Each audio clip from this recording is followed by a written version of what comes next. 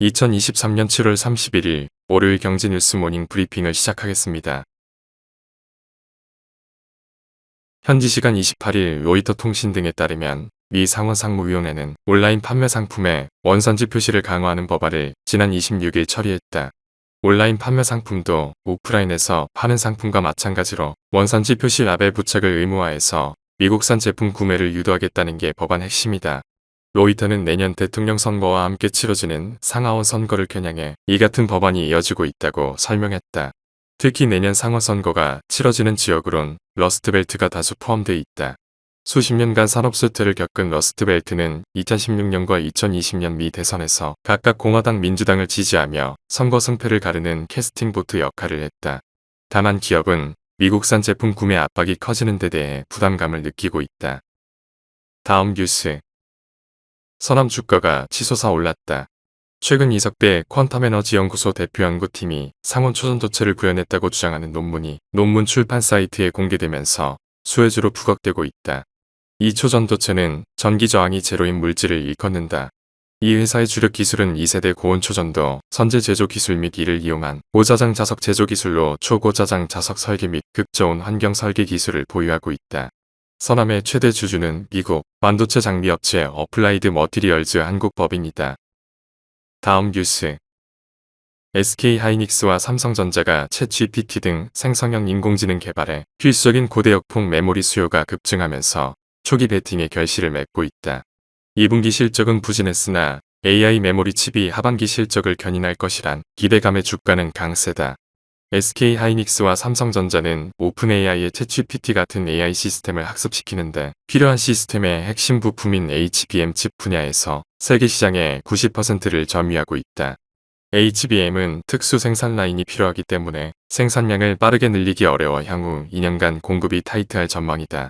엔비디아는 SK하이닉스에 가능한 빨리 제품을 공급해달라 요청하며 프리미엄 가격을 지불할 의향이 있다고 덧붙이기도 했다. 다음 뉴스. 현지 시간 30일 미국 자동차 전문지 오토모티브 뉴스에 따르면 현대차는 제네시스 포함 점유율 5.5%를 기록했고 기아는 5.1%를 기록했다. 이 같은 추세가 올 하반기에도 이어지면 현대차 기아는 올해에도 합산 연간 10%대 미국 시장 점유율을 달성할 수 있다. 현대차 기아의 미국 시장 점유율 순위는 5위에서 서위로 한 단계 올라섰다. 현대차 기아의 올 상반기 미국 시장 전체 판매량은 82만 180대로 기록됐다. 지난해 같은 기간 70만 2,875대보다 16.7% 늘었다. 미국 시장 전체 판매량 증가율 12.9%보다 높다. 다음 뉴스. 일본은행은 지난 28일 금융정책결정회의를 마친 뒤 YCC 정책에서 장기금리인 10년 만기 국채금리가 변동폭의 상한을 일정 수준 웃돌아도 용인했다고 밝혔다. 또 10년물 국채를 1% 금리에 매입 제한한다고 밝히며 사실상 장기금리 상한을 1%까지 허용하겠다는 뜻을 시사했다. 주요 외신과 전문가들은 일본은행의 이번 결정이 사실상 일본이 금리를 올린 것과 같은 효과를 낼 것이라며 세계적으로 영향을 미치는 큰 변화라고 표현했다. 저금리 환경에서 미국, 채권 시장 등으로 유출됐던 수천조 원의 일본 투자 자금이 일본으로 회귀할 가능성이 커져 미국과 유럽이 경계를 강화하고 있다. 다음 뉴스. 자본시장 불공정 거래에 대한 처벌 의지를 강조해온 금융당국이 공매도 규정 위반 업체에 대한 무더기 제재에 나섰다. 30일 금융권에 따르면 금융위원회 증권선물위원회는 제11차 정례회의를 통해 공매도 순보유잔고나 공매도 제한을 위반한 18개 업체와 개인을 적발해 총 2억 3,625만원의 과태료와 7억 3,780만원의 과징금을 부과했다. 금융감독원은 불법 공매도 혐의자를 증선위에 올려 신속하게 제재를 추진하는 한편 공매도 악용 사례에 대한 점검을 강화하고 관련 기획 조사도 이어갈 계획이다. 다음 뉴스. 30일 부품업계에 따르면 LG이노텍은 중국 옌타이 공장에서 운영하던 카메라 모듈 생산 시설을 단계적으로 축소하기로 결정했다.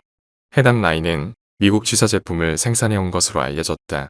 2020년 초까지만 해도 옌타이 공장은 LG이노텍 해외 거점 중 가장 큰 규모를 자랑했다. 하지만 중국 부품 기업들이 저가 경쟁으로 현지 시장을 장악하면서 옌타이 공장에서 생산 중인 카메라 모듈은 전량 북미 등 중국 외 국가로 수출되고 있다. 이런 이유로 LG이노텍은 인건비가 33%가량 저렴한 베트남으로 카메라 모듈 생산 시설을 이전하기로 했다. 다음 뉴스.